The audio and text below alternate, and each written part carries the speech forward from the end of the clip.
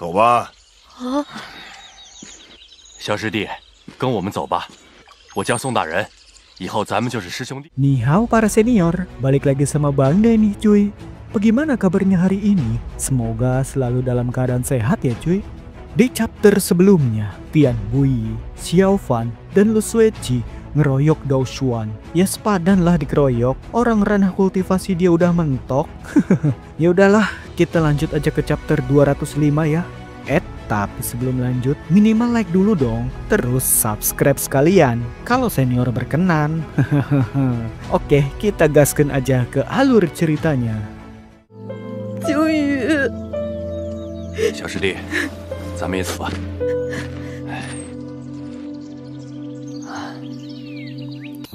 这么愁眉苦脸的，小师弟，笑一个，笑一个嘛！看着细胳膊细腿的，底子行不行啊？ 得了吧！ Tian Bui berteriak lemah. Tubuhnya mulai bergetar hebat, namun tak lama kemudian kembali tenang. Hanya saja kabut hitam tipis yang dulu samar-samar menyelimuti wajahnya kini telah menjadi begitu pekat, seolah hendak menutupi seluruh raut wajahnya. Pakaian di tubuhnya pun mulai robek. Telapak tangan Lu Sueci tiba-tiba dipenuhi keringat dingin. Ia akhirnya menyadari sumber kegelisahan yang selama ini tidak hilang dari hatinya. Rasa penasaran mengapa Tian Bui akhir-akhir ini terlihat sedikit gemuk. Tubuh Tian Bui sebenarnya tidak berubah. Tubuhnya sama seperti biasanya. Alasan ia tampak membesar hanyalah karena pakaiannya yang tertarik ketat. Dan kini ketika jubah panjangnya robek di bagian punggung, terkuaklah rahasia yang tersembunyi. Terpampang jelas di hadapan Lu Sueci dan Guili. Sebuah gagang pedang yang tampak kuno muncul dari balik jubah yang berkibar tertiup angin. Pedang itu tertancap dalam di punggung Tian Bui. Tubuh Guili mulai bergetar perlahan. Bibirnya pucat, bergetar halus seolah ingin berteriak. Namun ketika suara hendak keluar, tidak ada sepatah kata pun yang terdengar. Pertarungan hebat yang menggetarkan langit dan bumi sebelumnya tiba-tiba berhenti seketika. Guili dan Lu Sueci hanya terpaku memandang Tian Bui, seakan lupa bahwa di belakang mereka berdiri musuh besar yang mengerikan, yaitu Dao Xuan. Anehnya, Dao Xuan pun tidak mengambil kesempatan untuk menyerang mereka. Ia hanya menyunggingkan senyum tipis di bibirnya, senyum yang begitu dingin. Jari tangan Dao Xuan membentuk segel sebilah pisau. Dari ujung jari itu, kabut hitam berputar dan beriak di udara. Seakan selaras dengan gerakan itu, di kejauhan, Tian Bui mengeluarkan erangan yang tertahan. Tubuhnya bergetar hebat, kepalanya mendongak ke langit dengan nafas yang penuh keputusasaan.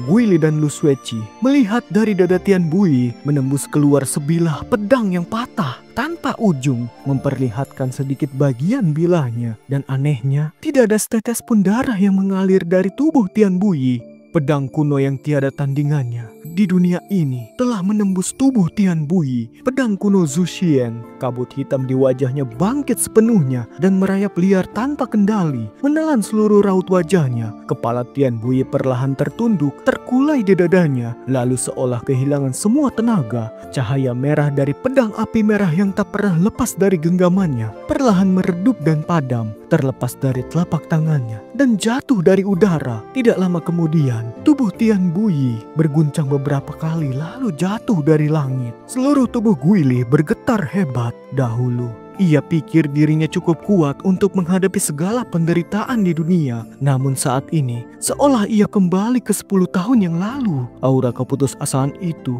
sekali lagi menguasai pikirannya. Guili menjerit histeris, melesat tanpa pikir panjang mengejar tubuh yang jatuh itu. Tubuh yang begitu dikenalnya. Dalam sekejap, ia telah melewati hembusan angin kencang dan sebelum Tian Bui jatuh ke tanah, ia berhasil menangkap tubuh sang guru yang membesarkannya.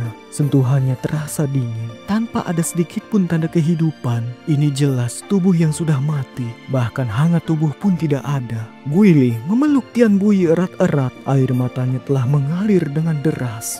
Hati-hati! Tiba-tiba, sebuah teriakan panik terdengar dari belakang. Sosok putih Lu Sueci melesat cepat. Sementara di udara, Dao Xuan menggambar lingkaran besar dengan gerakan tangannya dan mantra misterius yang ia baca. tiba-tiba terhenti. Naluri Guili merasakan sedikit kewaspadaan, namun tangannya yang memeluk Tian Buyi tidak pernah mau lepas. Gelombang kesedihan yang dahsyat di hatinya sepenuhnya menekan akal sehatnya. Ia tidak melepaskan genggaman itu. Tubuh ini, orang ini yang telah membesarkannya sejak kecil, mengajarinya ilmu dan membentuk karakternya. Puluhan tahun ia berjalan mengikuti punggung orang ini, bertumbuh, hidup, dan melangkah maju. Suara dan senyum itu telah terukir di setiap kenangan, menghantam pikirannya dan membuatnya tak mampu bergerak. Pedang kuno Zuxian mulai bercahaya, sinarnya menusuk mata hingga tak mungkin melihat dengan jelas. Rasa putus asa yang pernah begitu dikenalnya kini kembali menyelimutinya. Dalam sekejap, Lu Sueci mengerahkan seluruh tenaga, melesat dan meraih tubuh Guili, lalu memanfaatkan momentum besar itu untuk menjatuhkan mereka ke samping. Cahaya menyilaukan yang berkilap bagaikan petir menghantam mereka, lalu cahaya itu meredup dalam sekejap. Pedang kuno Zuxian tanpa ampun menembus dada Tian Buyi, lalu melesat ke udara hingga tiba di sisi Dou Xuan, dan ia pun menggenggam gagangnya erat. Dalam sekejap, langit menjadi gelap gulita. Cahaya bintang yang redup mulai tertutup awan yang tebal. Guili seperti kehilangan jiwa dan seluruh indranya. Ia bangkit dengan tatapan kosong, lalu tersandung dan jatuh. Ia tetap berusaha merangkak menuju Tian Buyi, tidak memperdulikan apapun. Lu Sueci yang menyadari sesuatu hendak menolongnya. Ia memeluk tubuh Guili, meraih erat dirinya. Nafasnya cepat dan berat, seperti berasal dari rasa takut yang mencekam di lubuk hatinya. Lalu ia berkata, "Xiaofan, lihat, kau lihat tangan Paman Tien."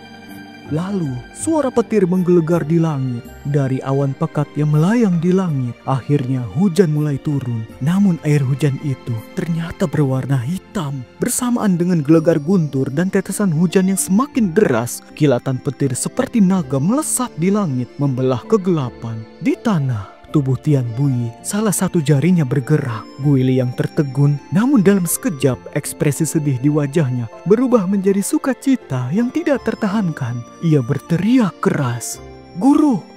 Lalu ia menerjang maju, berlari tanpa peduli apapun, langsung menuju Tian Buyi. Wajah Lu Sueci pucat, namun pikirannya lebih waras dibanding Guili. Ia terkejut, lalu buru-buru mengulurkan tangannya untuk menarik Guili, tapi tidak berhasil. Hanya berhasil merobek sepotong jubahnya.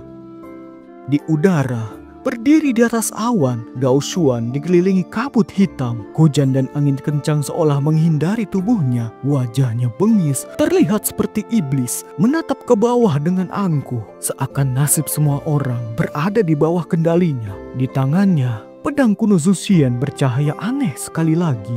Guili seolah melihat secercah harapan di tengah keputusasaan, melesat maju dengan sukacita. Namun ia sama sekali tidak menyadari bahwa di wajah Tian Buyi, kabut hitam bukannya semakin mereda, malah semakin pekat hingga sepenuhnya menutupi raut wajahnya. Saat Guili hendak memeluk sang guru dan memanggilnya, tiba-tiba tangan Tian Buyi terangkat. Dalam sekejap, kekuatan yang sangat dahsyat terkumpul di telapak tangannya, lalu menghantam dada Guili seperti palu raksasa. Ekspresi di wajah Guili membeku seketika. Dalam sekejap, tubuhnya terpental jauh. Sepanjang lintasan jatuhnya, terdengar suara retakan tulang yang patah. Dengan kekuatan Tian Buyi saja, para kultivator di dunia banyak yang menghormatinya. Kini, ditambah kekuatan aneh dari pedang Zuxian, membuat satu pukulan itu nyaris tak terbayangkan dahsyatnya. Guili yang tidak bersiap sedikit pun, seketika beberapa tulangnya langsung patah. Organ dalamnya bergeser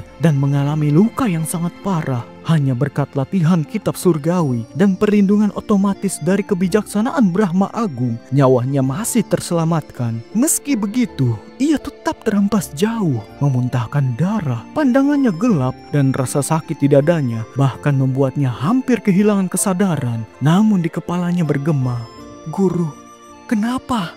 Apa yang terjadi pada guru?"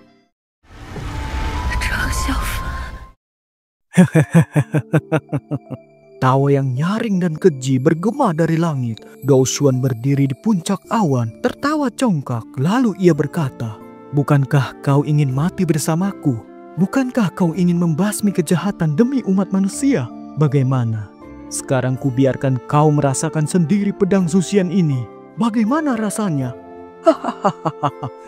Tubuh Tian Buyi perlahan berdiri. Meski gerakannya tampak lamban, setiap langkahnya terdapat kekuatan aneh yang menggetarkan hati. Kabut hitam di wajahnya bergolak liar, memancarkan aura mengerikan setiap kali bergerak. Tangan kanannya terulur perlahan, dan seketika pedang api merah yang terjatuh jauh di tanah berpendar bercahaya, lalu melesat kembali ke genggamannya. Setelah menggenggamnya erat, ia melangkah kaku menuju Guili yang terkapar terluka parah. Hujan hitam turun semakin deras, semakin cepat. Sesaat kemudian, pedang Tienya tercabut dari sarungnya. Wajah Lu Sueci pucat, namun ia berdiri menghadang di depan Guili dengan pedang di tangannya. Tanah yang basah menjadi lumpur. Dari sudut bibir Guili, darah merembes membasahi pakaiannya. Suaranya parau dan terputus-putus. Ia berkata, "Guru, kau kenapa?" Tian Buyi seperti tidak mendengar apapun. Angin kencang dan hujan deras tidak berpengaruh padanya. Tubuhnya hanya berjalan kaku menuju Guili yang terkapar di lumpur. Dan Lu Sueci yang pucat menahan diri dari setiap langkah Tian Buyi, memancarkan niat membunuh yang tajam. Suara petir menggelegar tepat di atas. Bahkan Dao Xuan yang berdiri di udara pun sedikit terkejut. Beberapa saat kemudian, ekspresinya berubah menjadi aneh. Sebuah tatapan penuh kebingungan, seolah baru saja terbangun dari mimpi yang panjang. Mencoba mengingat sesuatu, namun tidak mampu meraihnya. Dan cahaya aneh di pedang Zuxian yang ia genggam perlahan meredup. Petir kembali mengguncang langit, seolah para dewa murka. Bumi bergetar pelan, hujan dan angin menderu kencang. Dalam sekejap itu, langkah Tian Buyi terhenti. Kabut hitam di wajahnya perlahan surut, memperlihatkan sepasang matanya. Sepasang mata itu menatap Guili dalam-dalam yang terbaring di lumpur, batuk darah, dan memanggil guru dengan suara parau. Cahaya dari pedang api merah berkilau seperti api, terpantul di matanya. Dalam momen itu, Tian Buyi menoleh cepat, seakan mengerahkan seluruh tenaganya. Ia segera menatap Lu Sueci. Petir dan guntur meraung, angin dan hujan seperti memukul bumi. Pedang Tienya di tangan Lu Sueci bersinar biru di tengah badai. Pandangan mereka bertemu. Tatapan Tian Buyi seolah menyampaikan pesan, bagaikan benturan petir, hantaman ombak, dan teriakan badai. Lu Sueci melihat sesuatu yang mengguncang di mata Tian Buyi yang akhirnya berubah menjadi keheningan. Darah di wajah Lu Sueci lenyap, bibirnya sangat pucat. 亮过了，看，还有自己的武器呢。哦，还给我！还给我！别动他，别拿呀！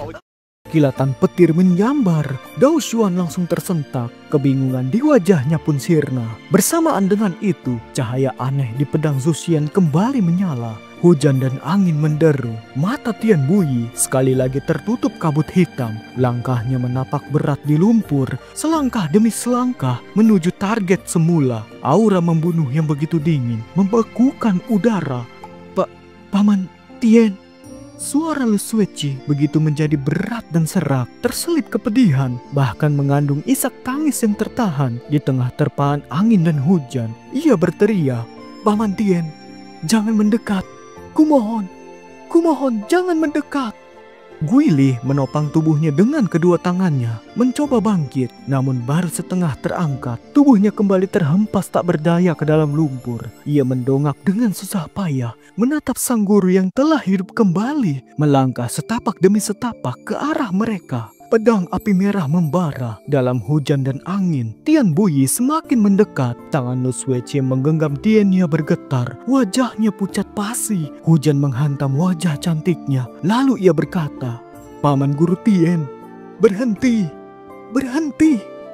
Namun jawabannya adalah tebasan pedang dari api merah. Api panas menyambar dari atas, dalam sekejap menguapkan seluruh hujan dalam jarak 3 kaki. Setelah berada di bawah kendali kekuatan misterius itu, Tian Buyi justru tampak memiliki kekuatan yang lebih dahsyat dari sebelumnya. Lu Sueci terpaksa mengangkat Tienya untuk menangkis. Dentuman logam terdengar nyaring. Tubuhnya bersama pedang itu terpental hebat, melintas di depan Guili, lalu jatuh di belakang Tian Buyi. Antara guru dan murid kini tidak ada penghalang lagi. Tian Buyi berhenti melangkah, mengangkat pedang api merah yang membara. Guili meski tergeletak lemah, matanya terbuka lebar, terpaku pada Tian Buyi. Namun Wajah sang guru dipenuhi kabut hitam, tidak terlihat ekspresinya. Tiba-tiba Tian Buyi meraung keras, pedangnya memancarkan cahaya menyilaukan dan tebasannya mengarah tepat ke Guili. Guili tidak bisa menghindar, bibirnya sedikit terbuka, hendak memanggil atau berkata sesuatu, tapi suaranya tenggelam dalam badai panas yang menyertai tebasan itu. Petir kembali menggelegar di langit, satu kilat menyambar, menembus langit gelap, menerangi dunia. Gerakan Tian Buyi tiba-tiba membeku. Pedang api merah berhenti hanya sejengkal di atas kepala Guili. Guili bahkan bisa merasakan panas menyengat yang hampir membakar tubuhnya. Namun, tebasan itu tidak mengenainya. Api dan cahaya dari pedang surgawi api merah mulai meredup sedikit demi sedikit dari dada Tian Buyi. Tepat di jantungnya muncul ujung sebuah pedang yang berkilau biru. Pedang surgawi Tianya telah menembus tubuh dan jantung Tian Buyi. Hujan terasa bagai pisau yang menyayat, menghantam tubuh sosok yang berdiri di belakang Tian Buyi. Rambut panjangnya basah, ratusan tetesan air mengalir di pipinya. Wajahnya pucat pasi, seluruh tubuhnya bergetar. Dalam sekejap, 3 kali petir menggelegar beruntun di langit, menyambar di sisi kiri dan kanan Dou Xuan. Tubuh Dou Xuan bergetar hebat. Ia mendadak meringkuk, wajahnya tampak menahan rasa sakit yang luar biasa. Sesaat kemudian, ia menengadah dan berteriak keras, memegang kening dengan satu tangannya. Wajahnya dipenuhi rasa sakit, lalu tubuhnya berubah menjadi kabut hitam dan melesat pergi secepat kilat. Guili terpaku menatap ujung pedang yang menembus dada sang guru. Tidak ada darah setetes pun. Pedang api merah sepenuhnya kehilangan cahaya dan panasnya, jatuh ke tanah seperti besi tua yang tak berguna. Sudut mata Guili berkedut, tubuhnya bergetar halus. Kemudian lutut Tian Buyi melemas, tubuhnya perlahan jatuh berlutut di tanah berlumpur tepat di depan Guili. Asap hitam di wajahnya memudar dengan cepat, namun masih tersisa lapisan tipis yang membungkusnya. Tak mau hilang. Telapak tangan Lu Sueci yang menggenggam pedang Tianya mulai bergetar, namun ia tidak ragu. Ia menutup matanya. Lalu sesaat kemudian, cahaya biru es dan aura dari pedang Tianya memancar kembali. Dengan kemurnian yang telah tertanam selama ribuan tahun, pedang itu memaksa keluar kegelapan dari tubuh Tian Buyi sedikit demi sedikit. Namun bersamaan dengan lenyapnya asap hitam itu, luka di dada Tian Buyi justru melebar hingga lebih dari 10 kali lipat. Suara serak keluar dari tenggorokan Guili, suara keputusasaan. Air mata mengalir deras, entah dari mana datangnya kekuatan itu. Tubuhnya yang terluka parah justru terhuyung-huyung bangkit, lalu menerjang ke depan. Ia menabrak tubuh Tian Buyi hingga terlepas dari tusukan Tiannya. Tepat di saat yang sama, pedang itu berhasil mengusir sisa terakhir kabut hitam yang aneh tersebut. Wajah Tian Buyi yang begitu dikenalnya muncul kembali di bawah hujan badai. Matanya terbuka, bibirnya bergerak sedikit, menampilkan senyum tipis kepada Guili. Lu Sueci yang berdiri di belakangnya seperti kehilangan seluruh kekuatannya. Ia jatuh terduduk di tanah berlumpur. Pada luka di dada Tian Buyi, Guili tahu gurunya yang telah membesarkannya sejak kecil telah sampai di akhir hidupnya. Tidak ada yang bisa menyelamatkannya lagi. Mengapa? Mengapa? Suara seraknya bercampur hujan dan air mata. Tapi kali ini ia berteriak pada Lu Sueci. Tubuhnya merangkak di lumpur, ingin mendekatinya untuk menuntut jawaban. Namun sepasang tangan yang bergetar menahannya. Tangan itu lemah dan rapuh, namun cukup untuk menarik Guili kembali. Nafas Guili terengah-engah, bibirnya bergetar saat ia memanggil, "Guru, guru." Tian Buyi menatapnya, nafas tersisa dan susah payah. Ia berkata, Jangan salahkan dia. Jangan salahkan dia." Guili menggenggam tangan gurunya erat-erat. Dari telapak tangan itu hanya rasa dingin yang ia rasakan. Tangisnya pecah, tak mampu ia bendung lagi. Dalam malam hujan badai itu, ia meraung, hanya bisa mengucapkan 2 kata, "Guru, guru." Tian Buyi terus menatapnya, bibirnya bergerak lagi, namun suaranya semakin lemah. "Lao Qi, guru, aku di sini. Aku di sini." Guili menunduk mendekat, air matanya menetes ke telapak tangan Tian Buyi. Lalu Tian Buyi berkata, "Setelah aku mati, kau bawa jasadku kembali ke puncak bambu besar. Serahkan pada nyonya gurumu." Guili mengangguk keras, wajahnya menegang, tubuhnya bergetar hebat. Di bawah tatapan Guili, nafas Tian Buyi semakin cepat, suaranya semakin mengecil. "Kau harus menasehatinya. Jangan bersedih. Jangan lakukan hal bodoh." Di akhir kata, tiba-tiba suaranya meninggi lalu terputus. Tangan yang digenggam Guili tergulai lemas. Guili terdiam, tubuhnya yang sejak dari tadi bergetar pun kaku di tempat. Hembusan angin dan hujan yang dingin terasa begitu menusuk tulang, menembus hingga ke dalam hati. Entah berapa lama waktu berlalu, ia hanya memanggil lirih, "Guru." Lalu pandangannya gelap dan ia pingsan di samping jasad Tian Buyi. 师傅，请喝茶。